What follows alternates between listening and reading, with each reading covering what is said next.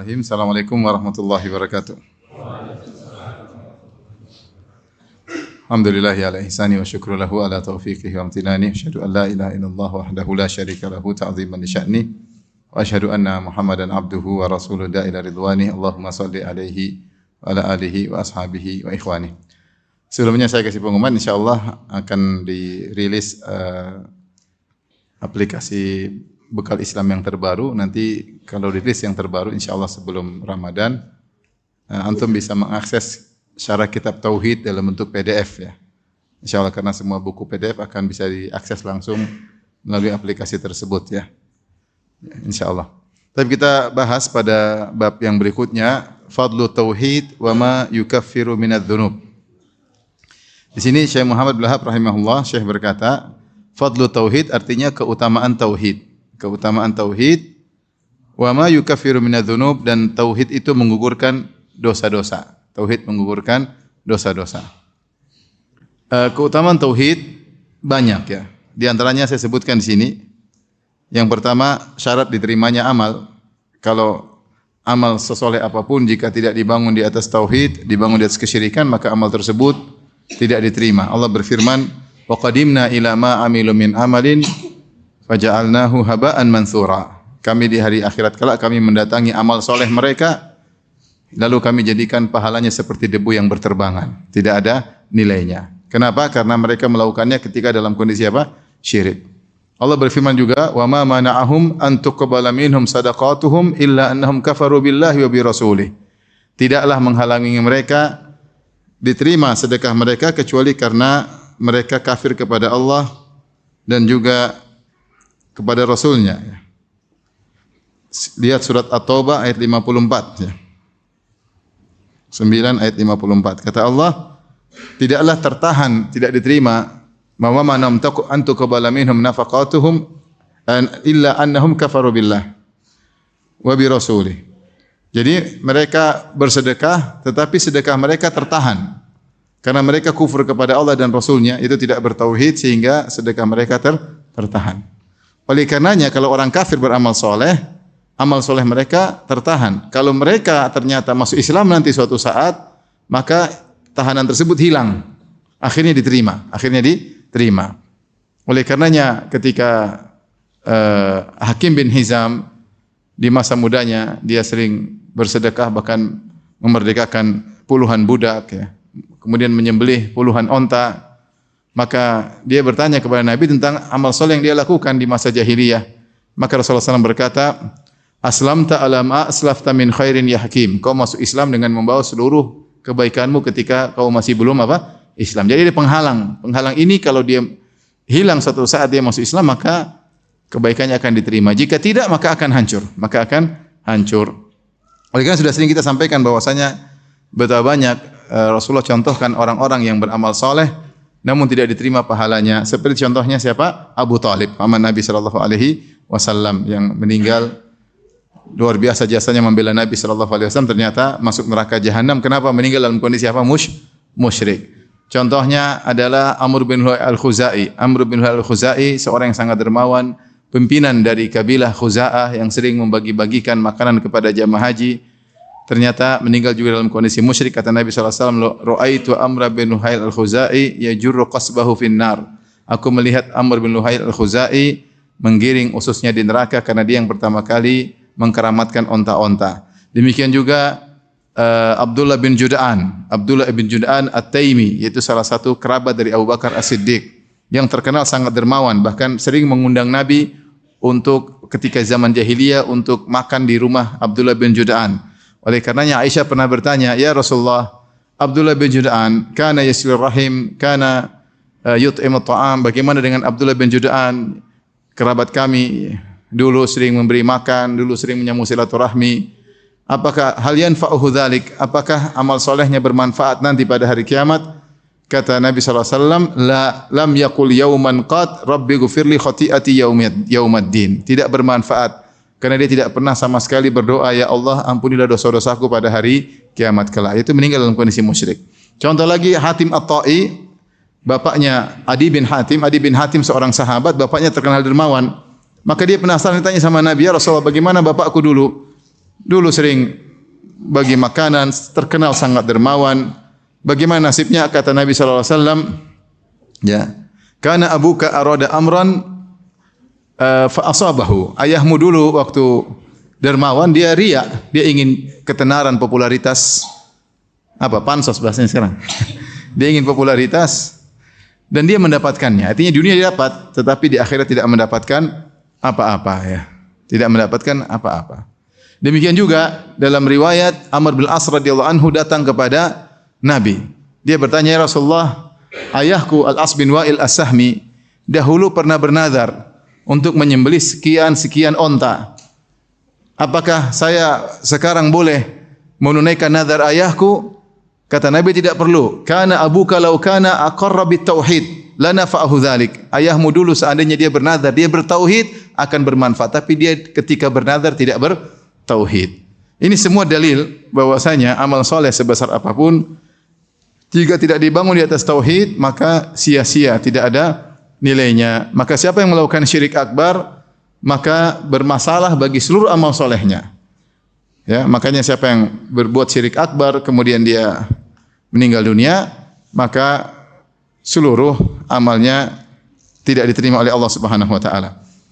Maka keutamaan tauhid pertama dia adalah syarat diterimanya amal soleh. Yang kedua, orang yang bertauhid pasti ujungnya masuk surga. Akan tapi ada 3 kemungkinan. Ada 3 kemungkinan. Kemungkinan pertama, jika tauhidnya lemah, bisa saja mampir dulu di neraka. Meskipun ujungnya masuk surga. Seperti dalam hadis ketika Allah berfirman kepada orang-orang beriman, "Akhriju man kana minan nari man kana fi qalbihi mithqalu dzarratin min iman." Keluarkan dari neraka orang-orang yang dalam hatinya masih ada sedikit keimanan. Jadi masih bertauhid tapi tauhidnya sangat rendah. Akhirnya masuk neraka jahanam kemudian dikeluarkan dari neraka. Tapi mampir dulu di neraka. Ya. Ini dia bertauhid, artinya dia tidak berbuat syirik akbar, tapi dia melakukan banyak kemaksiatan. Mungkin dia zalimi orang, mungkin dia nipu orang, mungkin dia korupsi, mungkin dia bunuh orang, mungkin durhaka sama orang tua. Banyak maksiat yang dilakukan. Demikian dalam hadis, ketika sebagian kaum muslimin sudah lewat dari sirat, sudah selamat dan siap masuk surga, maka mereka minta kepada Allah untuk diizinkan beri syafaat kepada teman-teman yang mereka kenal ketika di dunia ternyata masuk neraka. Karena ketika melewati sirat kan banyak orang berjatuhan di neraka. Mereka lolos, mereka tahu ada teman-teman mereka yang masuk di neraka jahanam. Maka mereka berkata, "Ya Rasulullah, ya Rabbana, ya Tuhan kami, ikhwanuna, kami punya teman-teman yang kami kenal. Kanu yusalluna ma'ana, dulu mereka salat bersama kami. Tapi sekarang masuk apa? Neraka jahanam. Wa yasumuna ma'ana, ada di antara mereka yang dulu puasa bareng kami, berpuasa salat tapi dia maksiat. Sehingga masuk neraka jahanam. Bahkan dalam sebagian lafal, wa yahujjuna ma'ana, dulu mereka berhaji bersama kami. Haji tapi masuk neraka ya. Padahal dulu travelnya bareng sama kami ya. Tapi mungkin setelah haji dia macam-macam, dia korupsi, dia zina. Tidak semua orang haji kemudian menjadi lebih baik ya. Terkadang parah, terkadang lebih parah ya. Terkadang sama saja. Sehingga ini dalil bahwasanya ada ahli tauhid yang masuk neraka. Artinya ahli tauhid di sini maksudnya tauhidnya lemah. Tauhidnya lemah, dia tidak syirik akbar, dia tidak percaya sama dukun, dia tidak menyembah jin, dia tidak nyembelih untuk jin, dia tidak bikin sajen, tetapi dia melakukan banyak maksiat. Sehingga maksiat tersebut mengantarkan dia masuk neraka jahanam. Tapi ujungnya dia akan masuk apa? Masuk surga. Ya. Dalam hadis Allah menyuruh untuk mengeluarkan orang-orang dari neraka, ya, disebutkan fa innan nar la ta'kul, sungguhnya api tidak makan dari tubuh manusia athara sujud. Bekas sujudnya tidak dimakan oleh api. Maka mereka dikenali ada bekas sujud, badan sudah gosong semua, akhirnya dikeluarkan dari neraka jahanam. Oleh karena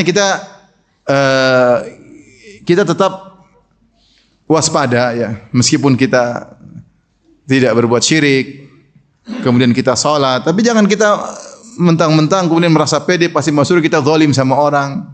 Kita enggak tahu ternyata dalam hadis ada orang-orang yang juga beribadah tapi juga masuk apa? Neraka jahanam ya. Di antaranya karena tauhid mereka kurang kuat. Tapi yang berikutnya, karena ada cerita, ada ustadz ya, punya murid dulu ngaji, terus sudah lama muridnya tersebut enggak pernah ngaji lagi, kemudian bergelimang dalam bermaksiat. Ketemu lagi ustaz tersebut, ini pakai tato dan macam-macam, ditegur, kata dia yang penting bukan syirik ustaz. Taib, memang bukan syirik, tapi apakah kau pasti masuk surga? Tidak ya, orang melakukan maksiat terancam dengan masuk apa? Neraka, kecuali diampuni oleh Allah Subhanahu wa taala. Tetapi orang yang bertauhid ujungnya pasti masuk surga ya. Tapi kalau jangan sampai mampir intinya. Karena mampir kita tidak kuat. Ya akhi, kita bakar tangan kita di lilin kita enggak kuat, 1 detik kita enggak kuat. Gimana lagi memampir sampai ratusan tahun, ribuan tahun? Maka kalau kita bermaksiat segera bertobat kepada Allah Subhanahu wa taala ya. Saya sering sampaikan cerita ini, ada kawan yang menasihati sebagian orang yang bermain-main berjalan-jalan luar negeri kemudian berzina. Maka dia sampaikan kepada kawannya tersebut, dia bilang, "Ya akhi, nanti kalau berzina mungkin enggak masuk neraka?" Mungkin. Banyak dalil orang berzina diazab di neraka Jahannam. Mungkin diampuni, mungkin. Tapi ada kemungkinan diazab. Taib. Kalau nanti diazab gara-gara berzina entah 15 menit, setengah jam, taib. Sekali zina. Mungkinkah engkau diazab di neraka? Iya, mungkin.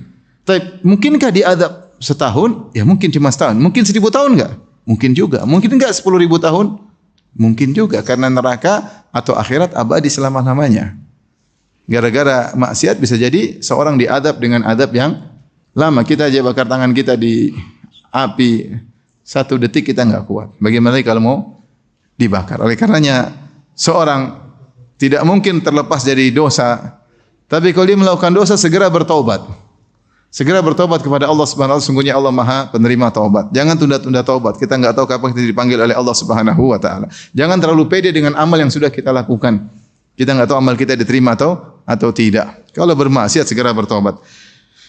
Jika tauhidnya kuat, maka langsung masuk surga. Jika tauhidnya kuat, maka langsung masuk surga. Tauhid tersebut adalah amal soleh yang tinggi. Nanti akan kita bahas. Tauhid, kalau tauhidnya semakin sempurna, semakin kuat, semakin murni, maka dia adalah amal soleh yang besar. Dan amal soleh ini bisa menghapus dosa-dosa. Bisa menghapus apa? Dosa-dosa. Jadi kalau tauhidnya kuat, maka dia bisa langsung masuk apa? Surga. Karena tauhid itu adalah amal ibadah yang sangat berat. Jika sempurna, nanti akan kita bahas pada bab berikutnya. Jika sempurna tauhidnya, maka dia akan masuk surga tanpa hisab dan tanpa azab. Tanpa hisab dan tanpa azab ya. Ini nanti dibahas pada bab berikutnya. Khusus bab ini. Bab ketiga. Ya. Taib. Di antara keutamaan tauhid yang ketiga, mendapatkan syafaat. Seorang tidak akan bisa mendapatkan syafaat kecuali jika dia bertauhid. Ya, makanya Allah berfirman, "Wa kam min malakin fis samawati la tughni syafa'atuhum syai'an illa min ba'di ay ya'dzana Allahu liman yasha'u wa yardha." Kata Allah Subhanahu wa taala, betapa banyak malaikat di langit tidak bermanfaat syafaat mereka. Mereka memberi syafaat tidak bisa. Kecuali kepada siapa? Kecuali setelah Allah izinkan mereka beri syafaat kepada orang yang Allah ridhai. Kita tahu di akhirat kalau ada aturan syafaat. Para nabi bisa beri syafaat, para malaikat bisa beri syafaat, orang beriman bisa beri syafaat jika mereka memenuhi persyaratan, kemudian Allah izinkan untuk beri syafaat. Tapi tidak semua orang bisa mereka beri syafaat. Mungkin seorang ingin beri syafaat kepada istrinya, ingin beri syafaat kepada anaknya, ingin beri syafaat kepada kawannya setelah diizinkan. Ternyata tidak bisa karena istrinya atau kawannya atau anaknya tersebut tidak memenuhi persyaratan. Ya, jadi orang yang diberi syafaat harus diridhai oleh Allah. Yang diridhai harus bertauhid. Makanya Abu Hurairah pernah bertanya kepada Nabi sallallahu alaihi wasallam, "Man as'adun nasi bi syafaatika yaumal qiyamah?" Siapakah orang yang paling bahagia mendapatkan syafaat Anda wahai Rasulullah pada hari kiamat kelak? Kata Rasulullah sallallahu alaihi wasallam, "Man qala la ilaha illallah khalisan min qalbih." Itu orang yang mengucapkan la ilaha illallah dan dia ikhlas murni dari hatinya. Semakin dia ikhlas, dia semakin mudah mendapatkan syafaat dari Nabi atau dari yang lainnya. Rasulullah SAW bersabda, "Likulli nabiyyin da'watun mustajabah." Setiap nabi ada punya doa pasti dikabulkan. "Wa inni ikhtaba'tu da'wati syafa'atan li ummati yaumal qiyamah." Adapun ada doa saya yang saya tidak minta di dunia. Saya tunda di akhirat. Dan saya berharap doa tersebut akan dikabulkan oleh Allah pada hari kiamat sebagai syafaat untuk umatku. "Wa hiya na'ilatun insyaallah man mata min ummati la yusyriku billahi syai'a." Dan syafaatku akan mengenai siapa saja dari umatku yang meninggal yang tidak berbuat syirik sama sekali. Jadi orang semakin bertauhid, semakin mudah mendapatkan syafaat siapa?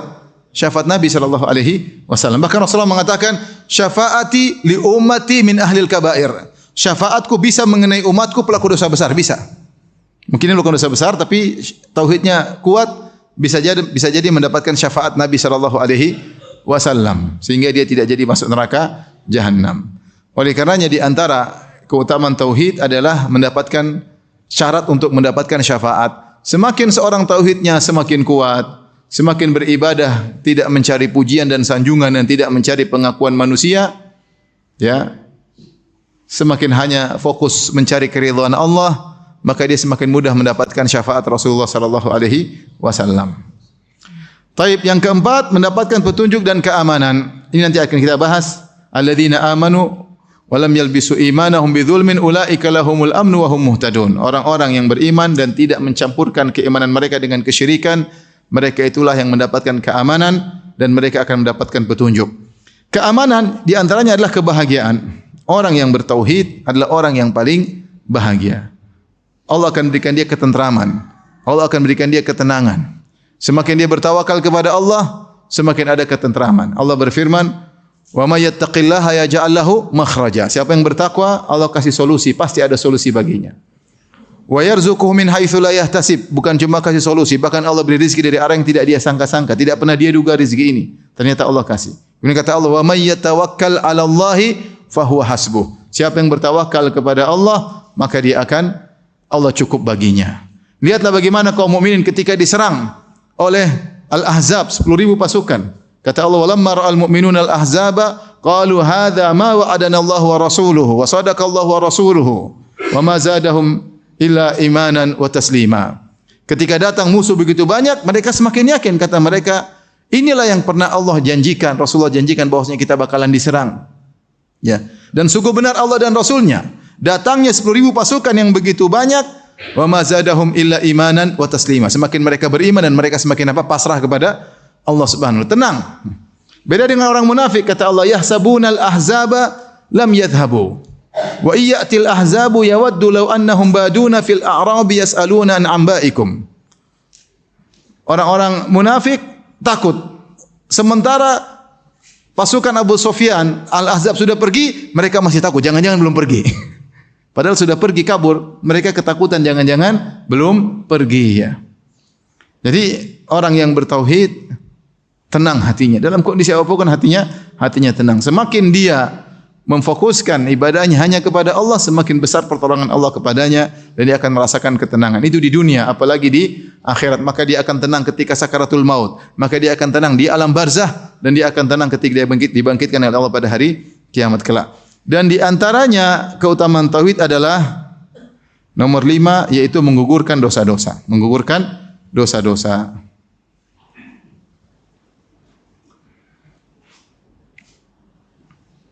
Taib, saya renungkan perkataan Syekh Muhammad bin Wahab rahimahullahu taala. Beliau berkata, fadlu tauhid, keutamaan tauhid, dan tauhid menggugurkan dosa. Beliau mengisyaratkan bahwasanya tauhid keutamaan banyak. Dan di antara keutamaan tauhid yang istimewa, dia bisa menggugurkan apa? Dosa-dosa. Karena benar kalau kita lihat dalam syariat, yang membuat kita bermasalah di dunia, di alam barzah, apalagi di akhirat adalah dosa. Dosa ini semua bikin masalah. Bikin masalah. Yang buat kita gelisah, yang buat kita sengsara, yang buat kita hilang kebahagiaan adalah dosa yang kita lakukan. Ya. Kemudian juga di alam barzah repot ketika kita banyak dosa dan ketika di akhirat lebih repot lagi. Oleh karenanya dalam satu hadis ketika dikatakan kepada Nabi SAW, "Ya Rasulullah, inna fulana qad matat wastarahat." Dalam riwayat Al-Imam Ahmad dalam musnadnya dikatakan kepada Nabi, "Ya Rasulullah, si fulana telah meninggal dan istirahat." Meninggal dan istirahat. Orang menyangka kalau meninggal istirahat, ya. Sebagaimana disangka oleh orang yang bunuh diri. Dia bunuh diri, dia sangka setelah itu apa? Istirahat. Maka Rasulullah SAW, faqadiban Nabi SAW, Nabi pun marah. Kata Nabi SAW, innama yastarihu man ghufira lahu. Yang istirahat itu yang diampuni oleh Allah. Kalau dia mati tidak diampuni, celaka. Kalau dia meninggal dalam kondisi diampuni, maka dia akan istirahat. Makanya kalau kita lihat amal-amal soleh rata-rata janjinya ampunan dosa. Seperti puasa, man shoma ramadhana imanan wa ihtisaban, ghufira lahu ma taqaddama min dzambi. Siapa yang berpuasa dengan penuh iman, penuh pengharapan, diampuni dosa yang telah lalu. Man qama ramadhana imanan wa ihtisaban, siapa yang salat malam, salat tarawih di bulan Ramadan karena iman dan berharap, diampuni dosa-dosa yang telah lalu. Man qama lailatul qadri imanan wa ihtisaban, siapa yang berjuang beribadah di malam Lailatul Qadar, akan diampuni dosa-dosa yang telah lalu. Umrah demikian juga, al-umratu ilal umrati kafaratun lima bainahuma. Umrah yang satu, umrah berikutnya menghapuskan dosa-dosa di antara keduanya. Haji pun demikian juga. Man hajja wa lam yarfuth wa lam yafsuq raja'a min dhunubi ka yaumin waladathu ummuhu. Siapa yang berhaji karena Allah ikhlas, tidak melakukan rafas, tidak melakukan kefasikan, kemaksiatan, dia akan bersih dari dosa-dosanya seperti baru dilahirkan dari perut ibunya. Hampir seluruh ibadah Rasulullah janjikan apa? Ampunan apa? Ampunan dosa. Karena dosa ini bikin masalah. Makanya kita harus sering banyak istighfar. Kalau kita istighfar, dosa yang harusnya punya dampak enggak jadi punya dampak. Apa fungsi istighfar? Istighfar itu fungsinya dua. Ketika kita minta kepada Allah, kita bilang astaghfirullah atau Rabbi ghufirli, Allahumma ghufirli. Maksudnya, ya Allah, aku minta maghfirah darimu. Maghfirah itu apa? Maghfirah itu fungsinya dua. Pertama, menutup aib seseorang, yang kedua menghalangi dia dari dampak maksiat tersebut. Kata Ibnu Qayyim diambil dari kata mighfar. Mighfar itu maknanya adalah helm yang dipakai oleh seorang prajurit. Apa fungsi helm tersebut? Pertama, fungsinya menutup, taktiyah, menutup. Yang kedua, sebagai benteng kalau ada pedang maka akan tertahan. Maka kalau kita minta istighfar, kita minta maghfirah, maknanya ya Allah tutupilah aibku. Yang kedua, jauhkanlah aku dari dampak maksiat tersebut. Kenapa? Karena maksiat pasti ada dampaknya, cepat atau lambat. Maksiat pasti ada dampaknya. Nah, di antara sebab kita diampuni dosa-dosa adalah bertauhid. Bertauhid kepada Allah dengan tauhid yang benar, maka dosa-dosa akan berguguran. Wallahu alam, oleh karenanya Syekh Muhammad bin Wahab rahimahullah taala mengkhususkan penyebutan keutamaan ini. Karena ini keutamaan yang spesial. Anda semakin bertauhid, semakin banyak dosa-dosa yang digugurkan oleh Allah Subhanahu wa taala. Saya tambahkan lagi, di antara keutamaan tauhid yang keenam, menjadikan pahala semakin besar.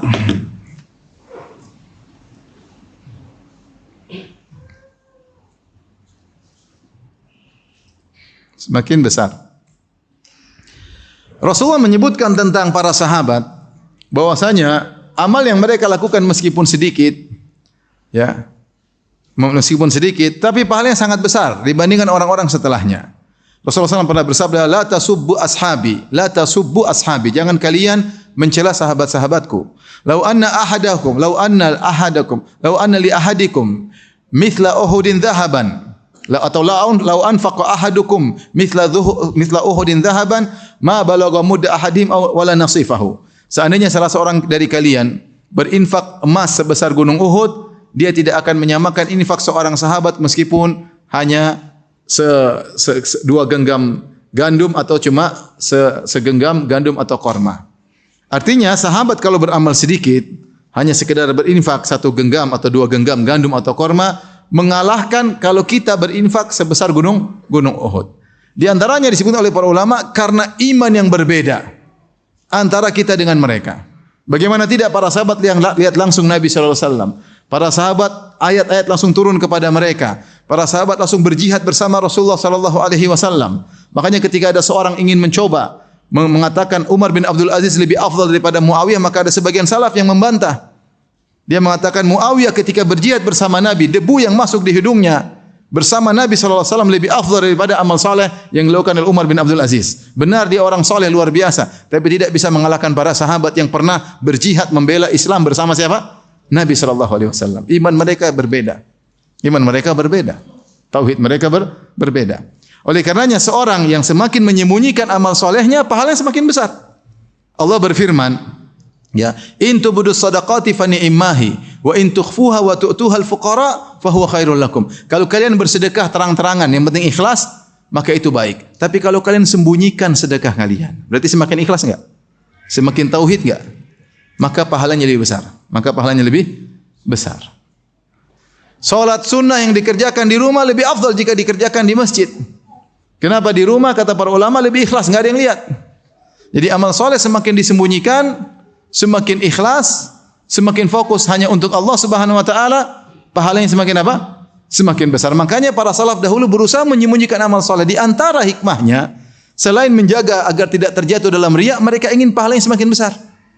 Karena semakin ibadah tersembunyi, semakin ikhlas, maka semakin pahalanya besar. Makanya di antara 7 golongan yang Allah naungi pada hari kiamat kelak, kata Nabi sallallahu alaihi wasallam, rajulun tasaddaqa bi yaminihi fa akhfaha hatta la ta'lama shimaluhu ma tunfiqu yaminuhu. Seorang yang berinfak dengan tangan kanannya kemudian disembunyikan, sampai-sampai tangan kirinya tidak tahu yang diinfakkan oleh tangan kanannya.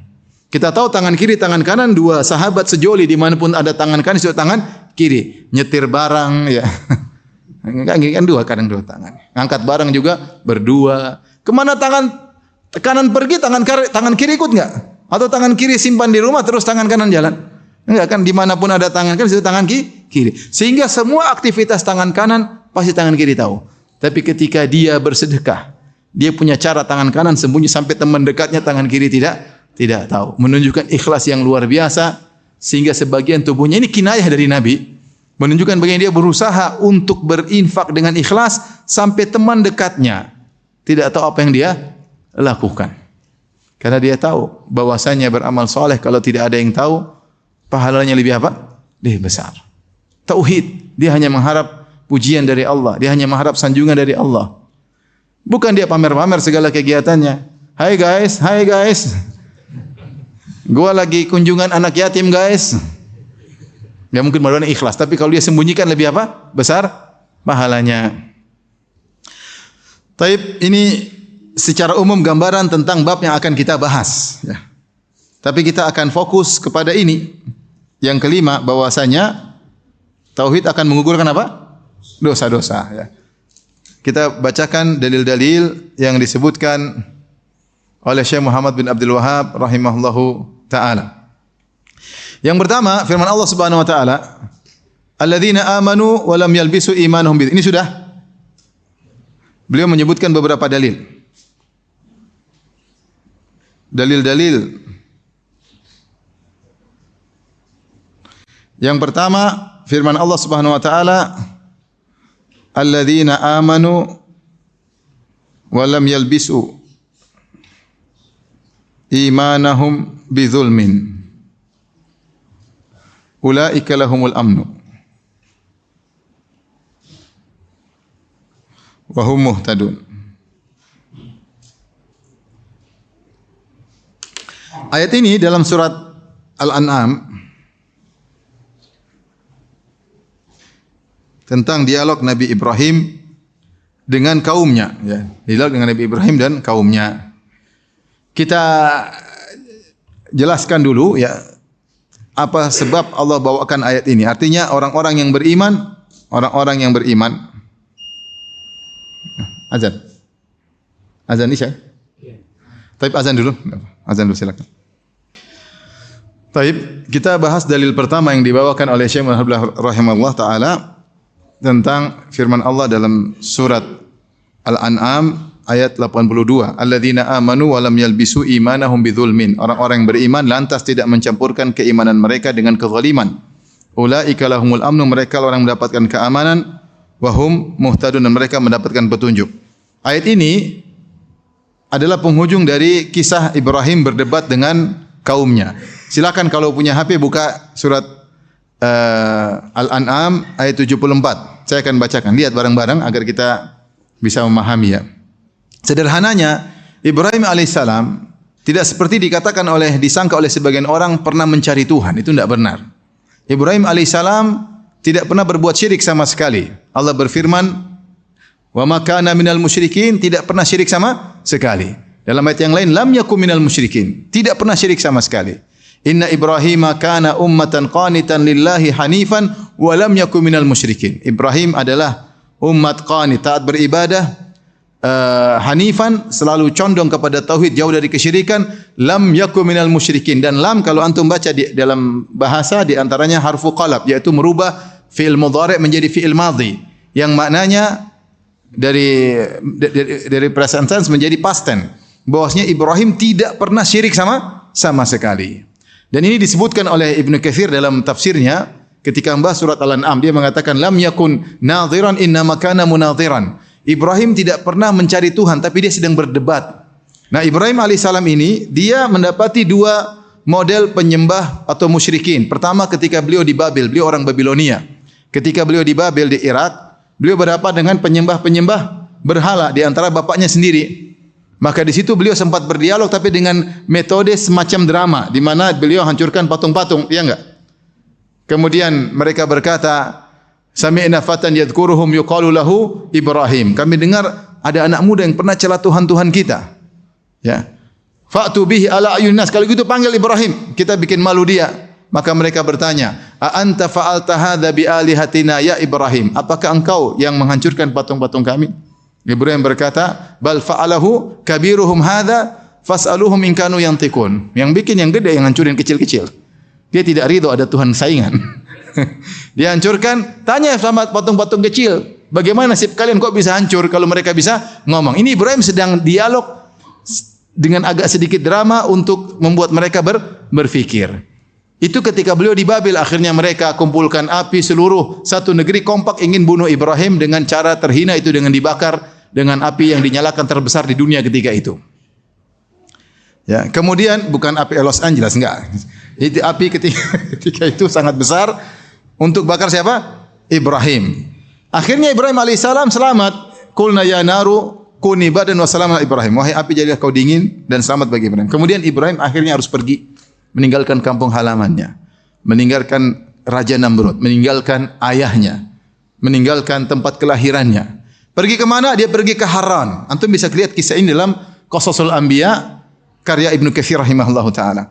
Kemudian beliau pergi ke Haran, di Haran itu daerah Suria, beliau bertemu dengan penyembah bintang-bintang. Jadi beliau sudah bertauhid terlebih dahulu. Maka terjadilah dialog antara beliau dengan penyembah bintang-bintang sehingga beliau ngajak berfikir. Beliau mengatakan, "Ini bintang Tuhanku, apakah bintang Tuhanku? Kok hilang? Berarti bukan Tuhan." Terus rembulan, ada penyembah rembulan, dia bilang rembulan Tuhan, hilang berarti bukan apa? Tuhan. Matahari, menyembah matahari, ada yang menyembah bintang, ada yang menyembah rembulan, ada yang menyembah matahari. Jadi beliau sudah bukan cari Tuhan, nunggu bintang Tuhan, bukan, enggak. Jadi beliau sedang berdiskusi, berdialog. Jadi enggak benar Ibrahim cari apa? Cari Tuhan. Tapi kita baca buktinya akan hal ini. Lihat surat Al-An'am dari ayat 74. Saya bacakan. Wa idh qala Ibrahimu li abihi azara atattakhidhu asnaman aliha inni araka wa qaumaka fi dhalalim mubin. Ketika Ibrahim berkata kepada ayahnya yang bernama Azar, "Kenapa engkau bikin atau menyembah berhala-berhala? Sungguhnya engkau menjadikan berhala-berhala sebagai sembahan-sembahan. Sungguhnya aku melihat engkau dan kaummu dalam kesesatan yang nyata." Kemudian Allah berfirman. Jadi Ibrahim sudah bertauhid. Kemudian dia berkata, Allah berfirman, "Wa kadzalika nuri Ibrahim malakutas samawati wal ardi wa liyakuna minal muqinin." Dan demikianlah kami perlihatkan kepada Ibrahim tanda-tanda keagungan kami yang terdapat di langit dan di bumi agar dia termasuk orang-orang yang yakin. Itu semakin bertambah keimanan Nabi Ibrahim. Setelah itu Allah berkata, "Falamma janna alaihi lailu ra'a kaukaba." Dan kita tahu namanya fa dalam bahasa Arab memberi faedah urutan. Jadi Ibrahim sudah yakin dahulu, baru kemudian falamma, maka tatkala tiba malam hari, ra'a kaukaba, Ibrahim lihat bintang. Qala hadza rabbi, maka dia berkata ini adalah apa? Tuhanku. Falamma afala qala la uhibbul afilin. Ketika bintang hilang dia mengatakan aku tidak suka dengan kepada Tuhan yang tenggelam, ya. Maka dia bilang ini bukan Tuhan. Ini ada dua tafsiran. Ada yang mengatakan Ibrahim alaihissalam sedang berdrama di hadapan para penyembah bintang. Ada yang mengatakan takdir dari perkataan Ibrahim. Dia ingin berkata, apakah ini Tuhanku? Coba kita tunggu. Oh, masa Tuhan hilang? Masa Tuhan apa? Hanya cuma sekejap. Taib. Falamma ra'al qamara bazighun qala hadza rabbi. Tatkala beliau melihat rembulan terbit, beliau berkata ini Tuhanku. Ini dia sedang berdialog dengan para penyembah apa? Rembulan. Atau ada yang menafsirkan ahadza rabbi, memang ini Tuhanku. Falamma afala qala la illam yahdini rabbi. Perhatikan. Tatkala rembulan tersebut tenggelam, beliau berkata, la illam yahdini rabbi, kalau Allah tidak beri petunjuk kepadaku, la akunanna minal qaumid dhalin, sungguh aku termasuk orang-orang yang sesat. Jadi dia sudah beriman. Masih lanjut lagi, falamma ra'a syamsa. Dia sudah bilang, saya tidak nyembah rembulan, kenapa Tuhan beri petunjuk kepadaku? Setelah itu dia falamma ra'a syamsa, tatkala lihat matahari. Jadi dia sudah beriman di tengah-tengah. Faham atau tidak? Dia bilang, falamma afala qala la illam yahdini rabbi la akunanna minal qaumidh dhalin. Tatkala rembulan hilang, dia bilang kalau Allah tidak beri petunjuk kepadaku, tentu aku akan termasuk orang-orang sesat ikut nyembah apa? Rembulan. Berarti dia sedang drama atau sedang diskusi. Falamma ra'a syamsa bazighatan, tatkala Ibrahim melihat matahari terbit, qala hadza akbar, hadza rabbi hadza akbar, ini Tuhanku, ini lebih besar. Sebagian al tafsir mengatakan hadza rabbi, apakah Tuhan ini lebih besar adalah Tuhanku. Falamma afala, tatkala hilang, kemudian dia berkata, qala ya qaumi inni bari'um mimma tusyrikun. Perhatikan, langsung dia ngomong, aku berlepas diri daripada kesyirikan yang kalian lakukan. Ini menunjukkan dia sedang berdiskusi. Sebagaimana dia pernah berdiskusi dengan para penyembah apa? Patung-patung yang dia hancurkan ketika itu. Faham?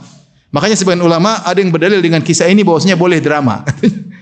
Ya, ini ada sebagian dalil ya. Artinya sekedar saya sebutkan aja. Jadi ada yang mengatakan Ibrahim sedang berdrama untuk diskusi, ada yang mengatakan dengan apakah ada tanda, apakah ini Tuhanku? Apakah ini pantas jadi Tuhan? Taib. Kemudian kata Ibrahim, qala ya qaumi inni bari'um mimma tusyrikun. Aku berlepas diri dari kesyirikan yang kalian lakukan, dari sembahan-sembahan selain Allah. Inni wajjahtu wajhiya lilladzi fatara samawati wal arda hanifa wa ma ana minal musyrikin. Aku menghadapkan wajahku kepada Allah yang menciptakan langit dan bumi, hanif, dan aku wa ma ana minal musyrikin. Aku bukan termasuk orang-orang yang musyrik. Ibrahim wa ma kana minal musyrikin, tidak pernah syirik sama sekali. Lam yakun minal musyrikin, tidak pernah syirik sama sekali. Tidak pernah Ibrahim syirik kemudian cari Tuhan, enggak pernah. Kemudian kata Allah, wahajjahu qaumuhu.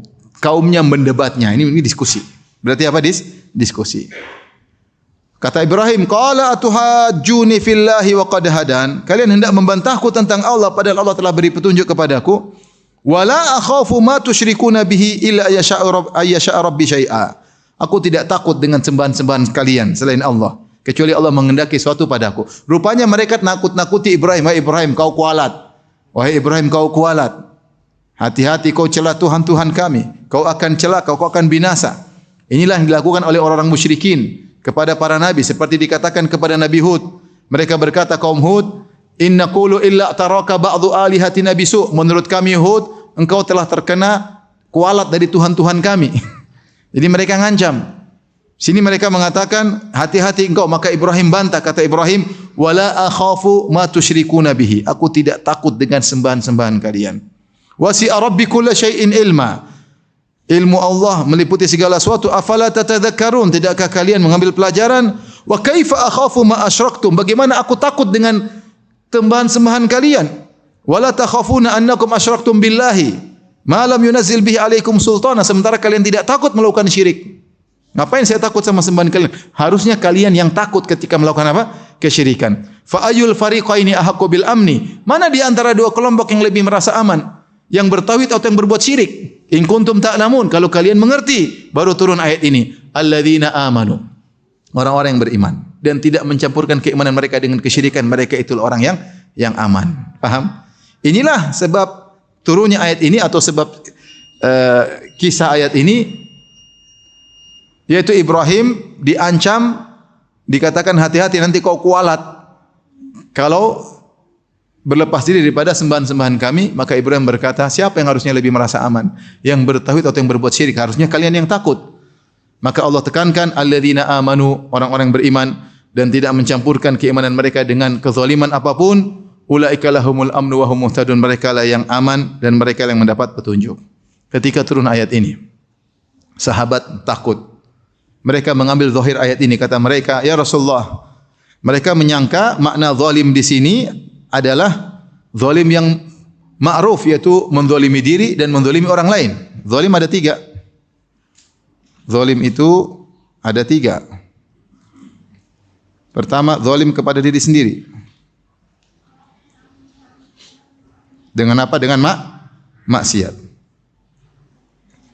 Kemudian zalim kepada orang lain. Ini lebih bahaya lagi. Yang ketiga, zalim terkait tauhid, zalim terkait hak Allah, yaitu syirik. Ini semua disebut dengan apa? Zalim. Ya. Makanya Allah berfirman, inna syirka la zulmun azim. Syirik itu kezaliman yang sangat besar. Karena zalim itu meletakkan sesuatu tidak pada tempatnya. Ketika turun ayat ini, para sahabat takut.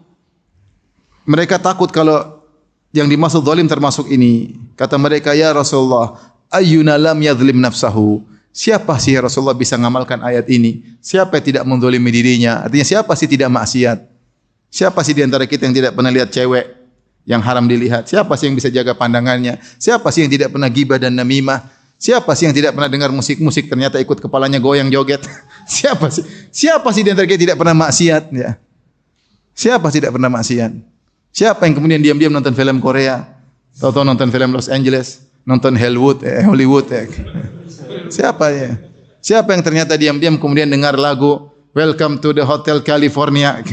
Ternyata California sudah terbakar. Siapa di antara kita tidak bermaksiat? Maka sahabat berkata, ayyuna lam yadhlim nafsahu ya Rasulullah. Siapa sih yang tidak bermaksiat? Terus gimana cara ngamalkan ayat ini? Maka Rasulullah jelaskan, laisa kama tadhhabuna ilaihi. Kezaliman di sini bukan yang kalian pahami. Tetapi yang dimaksud zalim sini adalah zalim khusus, yaitu maksudnya apa sih? Syirik. Bukan zalim secara umum. Sehingga maksud ayat ini, alladzina amanu, dan orang-orang yang beriman yang walam yalbisu imanahum tidak mencampurkan iman mereka bizulmin, maksudnya dengan syirik, bisyirkin. Tidak mencampurkan keimanan mereka dengan apa? Kesyirikan. Artinya siapa yang bertauhid tidak mencampurkan tauhid mereka dengan syirik, itulah yang akan mendapatkan keamanan. Kalau itu masih bisa dilakukan. Dari sini seorang berusaha membersihkan tauhidnya dari syirik apapun, syirik besar maupun syirik kecil. Semakin dia bersih dari kesyirikan, dia semakin aman, semakin mendapatkan ketentraman, semakin mendapat ketenangan. Orang yang syirik dia pasti gelisah. Orang yang kedukun pasti gelisah. Orang yang terkait minta-minta kepada mayat pasti gelisah. Ya. Orang yang menggantungkan hatinya kepada selain Allah pasti gelisah. Orang yang riak pasti gelisah, sibuk, ingin lihat like terus gelisah. Sibuk tiap hari bikin konten, kecanduan supaya dapat like dari banyak orang. Sibuk cari perhatian, narsis. Gelisah atau tidak? Gelisah. Yang tidak narsis aman di rumah santai, baca Quran santai. Enggak butuh pengakuan orang lain. Maka semakin seorang tauhidnya bersih daripada syirik, imannya bersih dari syirik, maka dia semakin aman dan semakin mendapatkan apa?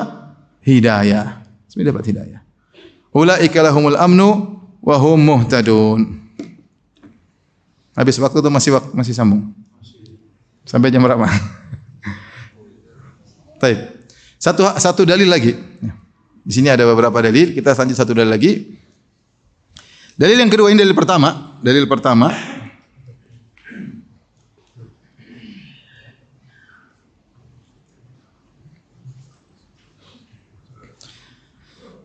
Ini dalil kedua agak panjang. Antum sabar enggak?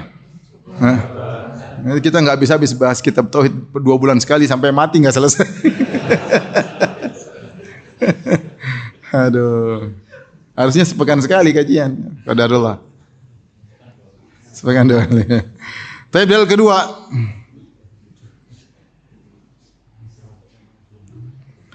kita tulis dulu. Rasulullah bersabda, "Man syahida alla ilaha illallah." Siapa yang bersaksi bahwasanya tidak ada sembahan yang berhak disembah selain Allah, la syarika lahu, tidak ada sekutu baginya. Wa anna Muhammadan abduhu wa rasuluhu, wa anna Muhammadan abduhu wa rasuluhu. Wa anna Isa abdullahi wa rasuluhu. Yang ketiga bersaksi bahwasanya Nabi Isa abdullahi wa rasuluhu. Kemudian wa kalimatu alqaha ila Maryam, wa kalimatuhu alqaha ila Maryam.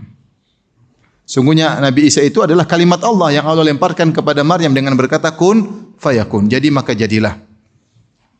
Wa ruhum minhu, dan dia adalah ruh dari ruh-ruh yang Allah ciptakan, ruh dari ruh yang Allah ciptakan. Wal jannatu haqqun, dan dia bersaksi surga itu ada. Wan naru haqqun, bahwasanya neraka juga ada. Adkhalahu Allahul jannata ala ma kana minal amal. Saya minum dulu.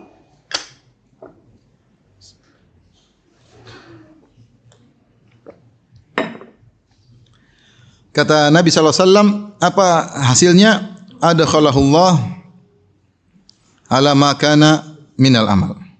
Dia akan masuk surga apapun amalnya. Dia akan masuk surga apapun amalnya. Hasilnya akan masuk surga apapun amalnya. Baik. Di sini ada beberapa poin syarat masuk surga dalam hadis ini, perhatikan. Yang pertama, bersaksi tidak ada yang berhak disembah kecuali siapa? Allah. Tidak ada sekutu baginya. Bersaksi. Yang berhak disembah adalah Allah semata, tidak menyembah berhala, tidak menyembah malaikat, tidak menyembah jin, tidak menyembah hewan, tidak menyembah mayat-mayat, tidak menyembah wali-wali yang sudah mati. Tidak ada. Ibadahnya untuk siapa? Allah Subhanahu wa taala. Berdoa hanya kepada Allah, bernadar hanya kepada Allah dan seterusnya. Tawakal hanya kepada Allah. Wa anna Muhammadan abduhu wa rasuluh, bersaksi Muhammadlah hambanya dan rasulnya. Perhatikan, Rasulullah sallallahu alaihi wasallam dipuji oleh Allah dengan dua hal. Jangan dikurangi. Rasulullah dipuji oleh Allah dengan dua hal. Pertama sebagai rasul, kedua sebagai hamba. Sebagai rasul konsekuensinya apa? Bahwasanya Rasulullah pasti benar, enggak mungkin salah. Dia maksum. Kalau salah dia ditegur oleh Allah langsung. Sebagaimana Rasulullah pernah beberapa kali salah ditegur langsung oleh Allah. Allah turunkan ayat. Karena dia pembawa syariat, enggak mungkin salah. Kalau salah langsung ditegur. Dan kita harus membenarkan perkataannya. Wa ma yantiqu anil hawa. Dia tidak mengucapkan dari hawa nafsunya. In huwa illa wahyu yuha. Itu wahyu dari Allah. Yang kedua berarti kalau dia sebagai rasul, apa konsekuensinya sebagai rasul? Membenarkan semua sabdanya. Membenarkan sabda-sabdanya. Semua harus dibenarkan. Yang kedua, menjalankan perintah menjauhi larangan. Dan jauhi larangan. Jauhi larangan. Yang ketiga, beribadah dengan syariatnya. Beribadah dengan syariatnya. Ini pengakuan bahwasanya Muhammad adalah seorang rasul. Kita bilang dia rasul tapi kita bikin syariat sendiri. Kita bilang dia rasul tapi zikirnya kita joget-joget, goyang-goyang, loncat-loncat. Ini dari mana? Rasul enggak pernah ajar. Kalau kamu ngaku Muhammad sebagai rasul, ikut cara zikir Nabi Muhammad sallallahu alaihi wasallam. Adakah majelis Nabi kemudian joget-joget? Rasulullah dulu kalau sama para sahabat duduk tenang seakan-akan di kepala mereka ada burung. Bukan loncat-loncat, joget-joget, apalagi pakai DJ. Ini dari mana seperti ini? Ini dari mana? Ini majelis apa seperti ini? Baca Al-Qurtubi rahimahullah dalam tafsirnya menyebutkan yang pertama kali zikir joget-joget adalah pengikut Samiri ketika mereka bikin sapi kemudian mereka joget-joget. Dan itulah ibadahnya orang-orang Quraisy. Wa makana salatuhum 'indal baiti illa muka'an wa tasdiyah. Tidaklah salat mereka di Ka'bah kecuali siul-siul dan tepuk tangan. Itu ibadah mereka. Rasul tidak pernah mengajarkan ibadah seperti itu. Kalau kamu mengakui Muhammad sebagai Rasul sallallahu alaihi wasallam utusan Tuhan, maka beribadahlah dengan ajarannya. Kalau kau mengaku Muhammad sebagai utusan Allah, benarkan semua ucapannya. Jangan ragu-ragu. Apa yang diucapkan benarkan. Kalau kau ragu berarti kau ragu tentang kerasulannya. Sementara hadisnya sahih kecuali hadisnya dhaif, jangan benarin. Hadis palsu apalagi hadis kopi, siapa yang minum kopi diampuni terus oleh Allah. Nah, ini tidak ada benar seperti ini ya. Hadisnya sahih benarin. Kalau apa yang Rasulullah perintahkan kerjakan, apa yang Rasulullah larang tinggalkan. Itu berarti ngaku dia sebagai seorang rasul. Taib, selain itu Rasulullah punya kelebihan, dia adalah seorang hamba. Ini hamba. Kenapa hamba ini? Ini juga keistimewaan Nabi.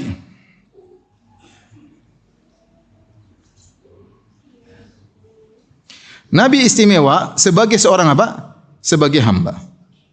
Sampai dalam Al-Quran Allah sebutkan dalam kondisi genting Allah tampilkan sifat Nabi sebagai hamba. Contoh dalam firman-Nya, wa in kuntum fi raibim mimma nazzalna ala abdina. Kalau kalian ragu tentang Al-Quran yang kami turunkan kepada hamba kami, Allah tidak mengatakan yang kami turunkan kepada Rasul kami, enggak. Dia seorang hamba. Fa'tu bi suratin min mithlihi, datangkanlah surat semisalnya. Ini adalah ketika Allah menantang orang-orang Quraisy, Arab seluruhnya untuk mendatangkan Al-Quran, Allah menggunakan sifat hamba. Wa in kuntum fi raibim mimma nazzalna ala abdina. Rasulullah hamba mulia. Kemudian juga ketika Isra Mi'raj, subhanalladzi asra bi rasuli atau bi abdihi? Bi abdihi. Lailan minal masjidil haram ila masjidil aqsa. Maksudnya Allah yang memperjalankan hambanya. Wa annahu lamma qama Abdullah yad'u, ketika sang hamba sedang berdoa. Kenapa Nabi dipuji sebagai hamba? Karena dia adalah orang yang paling menjalankan ubudiyah, yang paling kuat beribadah. Rasulullah tidak ada yang bisa menyamai Nabi. Tidak ada yang bisa menyamai Nabi. Rasulullah mengatakan ju'ilat qurratu aini fis salat. Allah menjadikan kebahagiaanku dalam salat. Rasulullah berkata, ya Bilal arihna bis salat. Ya Bilal, istirahatkan kami dengan salat. Rasulullah kalau salat tahajud, satu rakaat baca surat Al-Baqarah, An-Nisa, Ali Imran. Siapa yang kuat seperti Nabi? Hatta tatawarram qadamah, sampai kaki beliau pecah-pecah, bengkak-bengkak. Siapa yang kuat seperti Nabi? Siapa yang kuat selalu tadarru' kepada Allah Subhanahu wa taala? Siapa yang selalu tawakal kepada Allah, siapa yang selalu husnudzan kepada Allah, siapa yang selalu ridha dengan keputusan Allah. Tidak ada yang bisa seperti Nabi. Maka dia seorang hamba yang paling mewujudkan ubudiyah. Maka Allah memuji dia bukan sebagai Rasul saja, tapi sebagai apa? Hamba. Ini penting. Karena ada orang yang mengusik keutamaan Nabi sehingga seakan-akan Nabi bukan hamba. Seakan-akan Nabi sederajat dengan Tuhan. Ini enggak boleh. Kamu ingin memuji Nabi, Nabi sebagai Rasul dan juga sebagai apa? Hamba. Makanya Rasulullah tidak tahu ilmu gaib. Lau kuntu alamul ghaiba lastakthartu minal khair wa ma massani yasu. Katakanlah wahai Muhammad kepada mereka, kalau aku tahu ilmu gaib, aku akan banyak lakukan kebaikan dan aku tidak ditimpa dengan kemudaratan. In ana illa basyirun wa nadhir. Aku hanya pemberi peringatan dan aku hanyalah pemberi kabar gembira. Rasulullah tidak tahu ilmu gaib. Sampai ketika Aisyah radhiyallahu anha kalungnya hilang, Rasulullah cari enggak dapat. Suatu hari Rasulullah Aisyah kalungnya hilang. Maka Rasulullah berhentikan sahabat suruh cari kalung. Cari sana, cari sini, cari sana, cari sini. Sampai subuh enggak dapat kalungnya. Akhirnya sudah para sahabat bertayamum, turun ayat tayamum karena doprok di situ enggak sempat cari air. Ketika mereka salat bertayamum, mereka pada situ ada Abu Bakar, ada Umar, ada Utsman. Sampai Abu Bakar datang, gini kan Aisyah bikin masalah gara-gara kalungmu semua, pasukan semua suruh cari kalung. Ya. Ya. Coba ada wali di situ. Oh, tahu kalung ini. Nabi enggak tahu, Nabi enggak tahu. Ternyata ketika sudah mau pergi, ontanya berdiri, ternyata kalung di bawah onta, makanya enggak ketahuan. Keinjak kedudukan apa? Onta. Ontanya pun enggak mau ngomong sama Nabi. Ya Rasulullah, ngisor. Enggak ada. Onta pun tidak ngomong sama Nabi. Nabi tidak tahu ilmu gaib. Ketika Aisyah dituduh berzina, Rasulullah sampai sedih. Sebulan tidak tahu Aisyah berzina atau tidak. Sampai Rasulullah datang kepada Aisyah, Rasulullah bilang, "Ya Aisyah, in kunti alamti bidzambi, kalau kau memang dosa ngakulah, bertobatlah." Subhanallah, sampai Rasulullah masih kasih kemungkinan, kau dua kemungkinan, mungkin kau tidak dosa, mungkin kau dosa. Tapi kalau kau dosa wahai Aisyah, bertobatlah. Di situ Aisyah marah. Ya Rasulullah, sampai dia tadinya nangis enggak jadi nangis. Sampai dia bilang kepada ibunya, "Ya Abi, kum ila Rasul bantahlah Rasulullah," kata Aisyah, ya. Kemudian dia berkata kepada ibunya, "Wahai ibuku, bantahlah Rasulullah." Rasulullah ngomong begitu. Makanya ketika turun ayat setelah itu sekitar 15 ayat bahwasanya Aisyah tidak berzina, maka kedua orang tua mengatakan, "Ya Aisyah, pergilah menuju Nabi." Kata Aisyah, "Enggak." Karena yang bela Aisyah siapa? Allah. Rasulullah gelisah, enggak tahu. Kalau dia tahu ilmu gaib, dia tinggal enggak ada.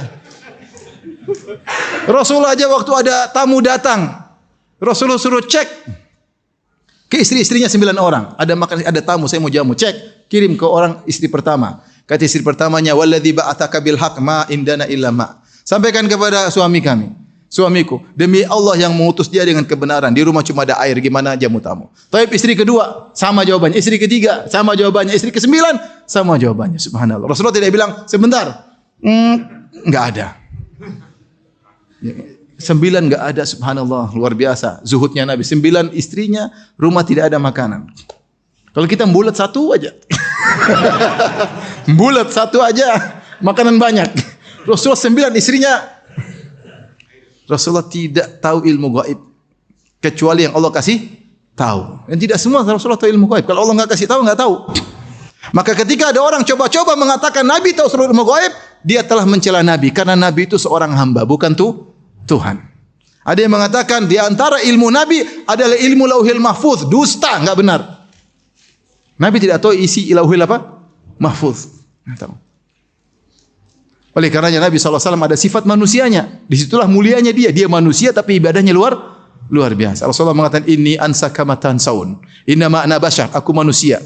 Ansaka matan saun. Aku ini lupa sebagaimana kalian lupa. Fa idza nasitu fadzakkiruni, jika aku lupa maka ingatkan. Rasulullah SAW juga menikah, Rasulullah SAW juga punya anak, Rasulullah SAW juga berhasrat, Rasulullah SAW juga buang hajat, Rasulullah SAW juga sakit, Rasulullah SAW juga meninggal. Innaka mayyitun wa innahum mayyitun. Kau mati sebagaimana mereka juga akan mati. Mama Muhammadun illa rasulun qad khalat min qablihi rusul. Sungguhnya Muhammad itu tidak lain seperti rasul-rasul yang lain yang juga meninggal sebagaimana yang rasul yang lain. Afa immata au qutilan qalabtum, kalau dia meninggal atau dibunuh kalian kemudian murtad, kalian berbalik. Maka Rasulullah SAW meninggal. Ketika Rasulullah SAW meninggal, apa kata Abu Bakar? Man kana ya'budu Muhammadan fa inna Muhammadan qad mat. Siapa yang bunuh Muhammad, siapa yang menyembah Muhammad, maka Muhammad telah mati. Wa man kana ya'budullah, siapa yang menyembah Allah, fa innallaha hayyun la yamut. Sungguhnya Allah itu maha hidup dan tidak akan mati. Maka jangan coba-coba, oh Rasulullah tidak mati, Rasulullah masih jalan-jalan, Rasulullah masih ngobrol-ngobrol, Rasulullah masih ngajar hadis kopi. Ini dari mana seperti ini? Oleh karenanya Rasulullah seorang hamba, jangan coba-coba mengangkat derajatnya seperti derajat apa? Tuhan. Ya.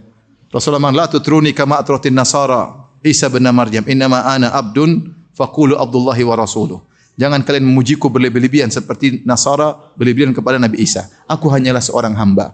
Katakanlah hamba Allah dan Rasulnya. Waktu sudah terlalu larut malam. Ya.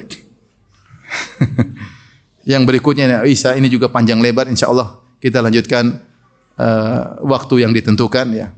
Karena kalau semakin banyak nanti ujiannya semakin berat. Ya. Demikian saja kajian kita. Tapi kalau ada pertanyaan 1, 2, 3 pertanyaan saya persilahkan.